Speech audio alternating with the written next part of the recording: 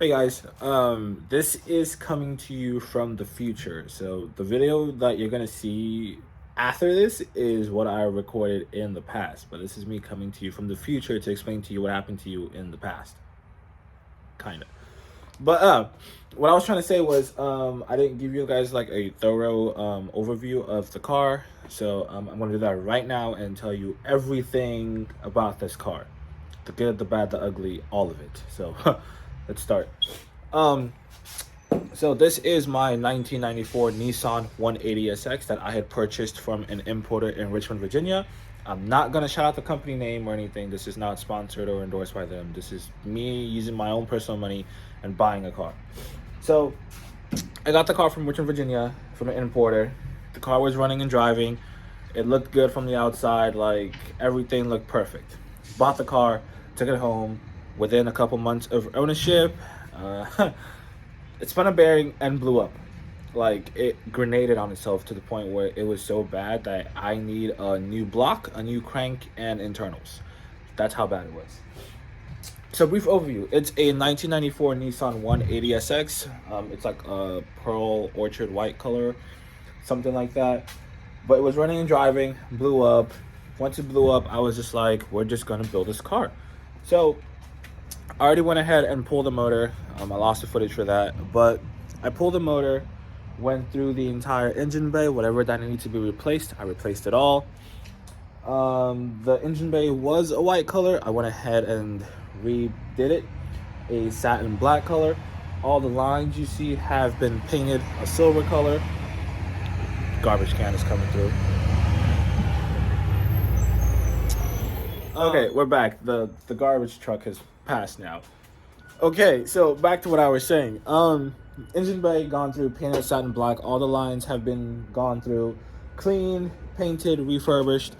I pulled the steering rack and the subframe, went through the steering rack, rebuilt the entire steering rack. I do have lines from ISR or Injuku that I'm going to replace in the steering rack. But engine bay's gone through, everything's refreshed, it looks nice, it looks clean, it looks good to go. But that's the engine bay. So let's get to the ugly side of buying an imported car. So when I bought this car, it was a as-is warranty, like there is no like refunds or whatever. I'm not sure, I don't care. But hey, I knew what I was getting myself into. I was buying a legit drift missile from Japan. What I did not know was that this car had been in a wreck. On the side right here, you can see where someone went through and they attempted to fix it to get it to look back to what it should look like on that side. They went through, they patched it up, they fixed it, they used whatever sealant or whatever body filler they used to fix it to make it look somewhat good. And then on the interior, you can see where they welded the panels on and everything to make it look semi-decent and in good condition and everything.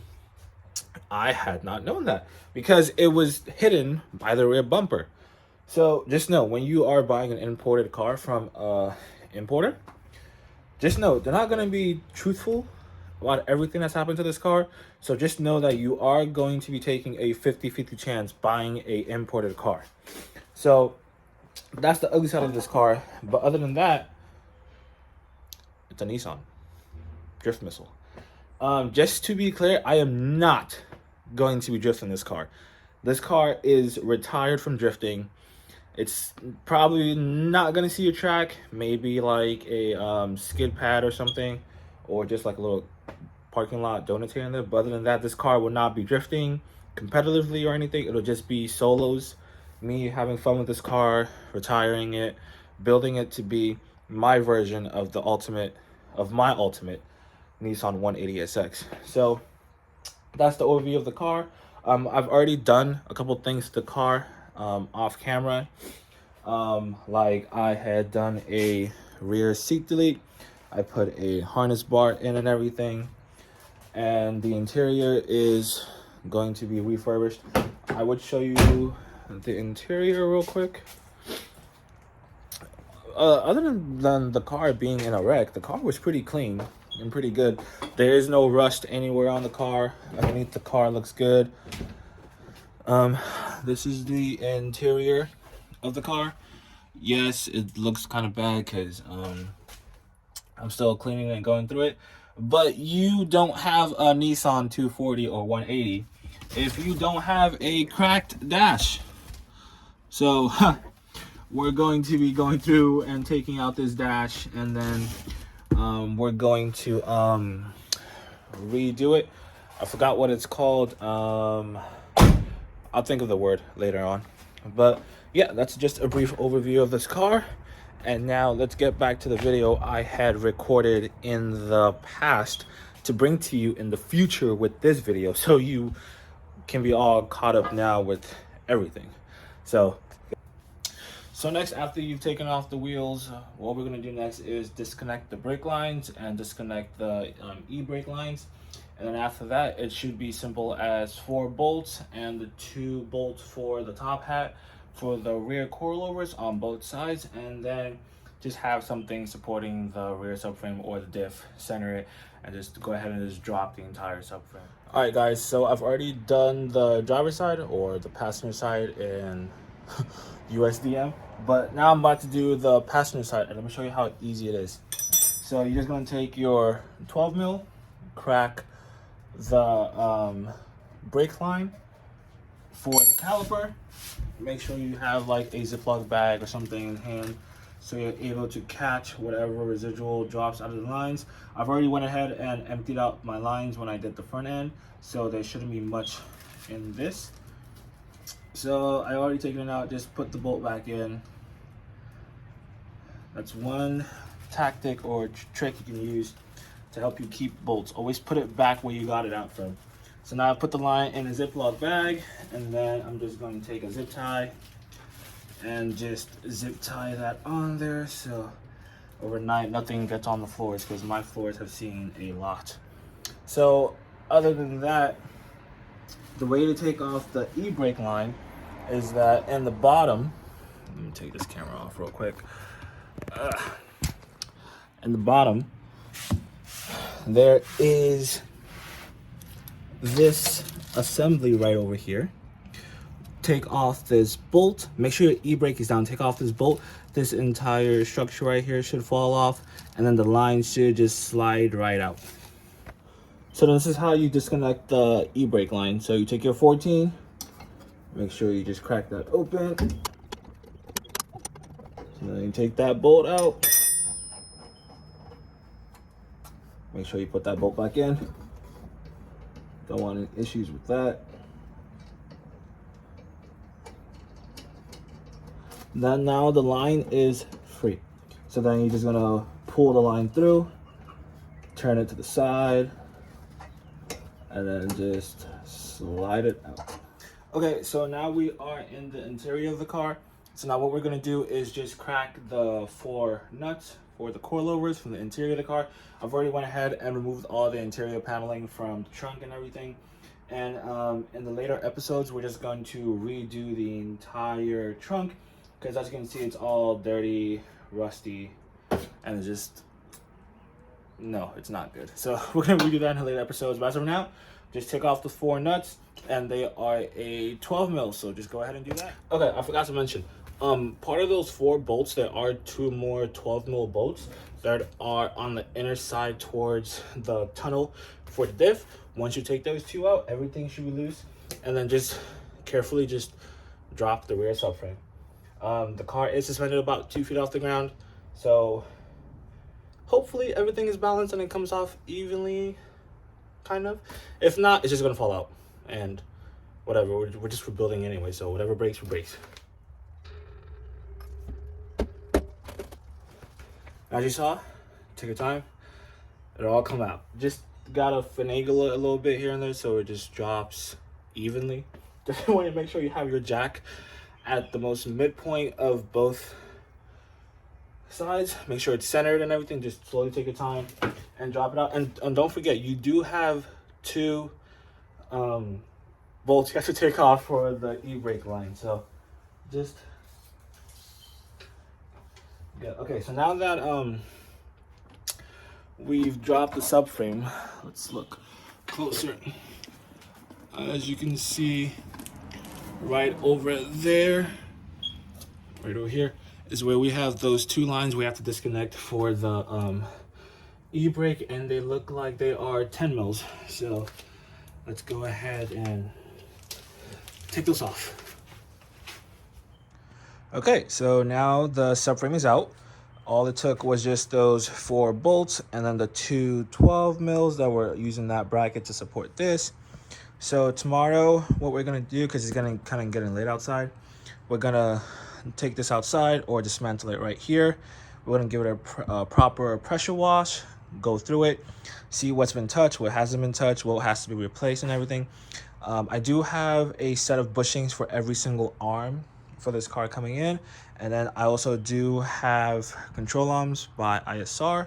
So tomorrow we're just gonna give this and the other components I have for the car on the back wall a good cleaning, and then we'll go from there.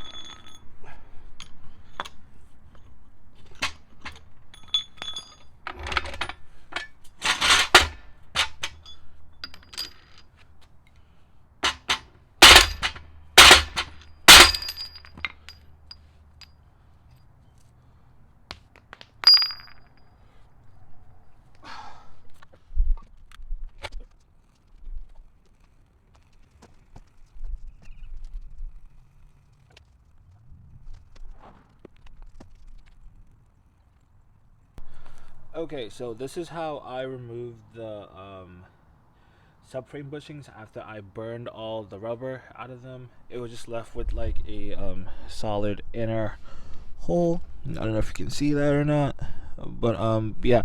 So now it's just the casing on the outside. So what I did to remove them is I had this set of hole drillers, or like wall hole drillers, that I don't use or never used. So I just took them and used the fine edge point to stick it in between the bushing itself and the subframe itself. Then I took my hammer, just started going with that.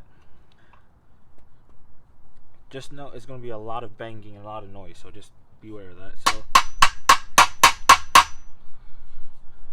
going with that.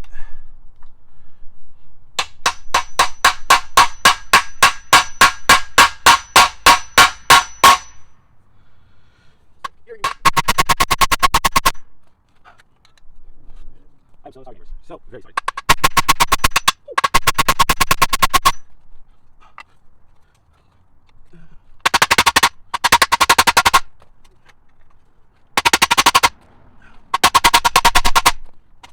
Then after a whole lot of persuasion, to the point where I've got it to make like a little nook in there. Put the pry bar back inside again.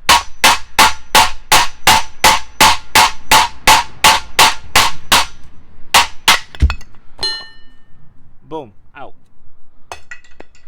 Okay, so these are the list. I said list. These are the parts I'm going to be cleaning. Just pressure washing them, making them look nice and oil free and dirt free. I have the subframe over there. So after I remove the bushings and everything, now I'm just gonna go through with my angle grinder, which has a wire wheel on it, and just like go through it and like de-rust a lot of the parts that look all weird and whatever, so then I can pressure wash and then paint it. But yeah, as of right now, just cleaning and de-rusting.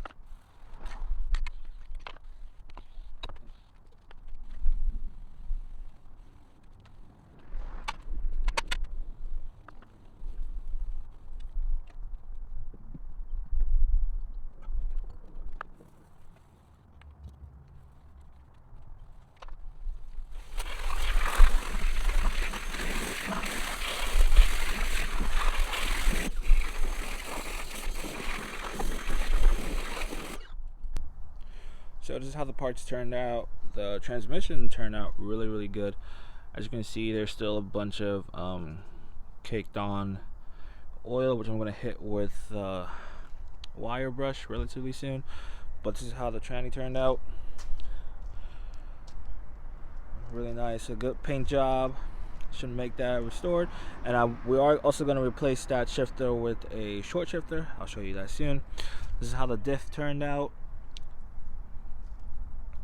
Clean, but it also is going to get painted too.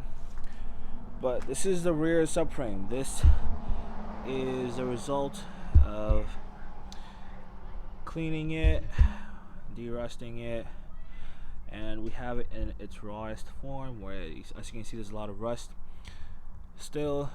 Still gonna hit that with wire brush soon and get that all done. The coilovers, I lucked out. This car came with a set of Blitz coilovers. They're really still good. Everything, I'm just gonna touch them up and give them a nice little polish, and just the rear sway bar, or yeah, just gonna clean that up a bit, get those little ends a little de-rusted and everything. Then we're gonna go from there. But as of right now, this is what we've done. Took out the rear subframe, cleaned it out, and we'll go from there. And those are my wheels that I will show you soon. And yeah. Okay, so I went ahead and, like you saw, power washed all the parts. Now I'm just gonna blow them off with the compressed air, then let them dry overnight, and then tomorrow we begin part 2.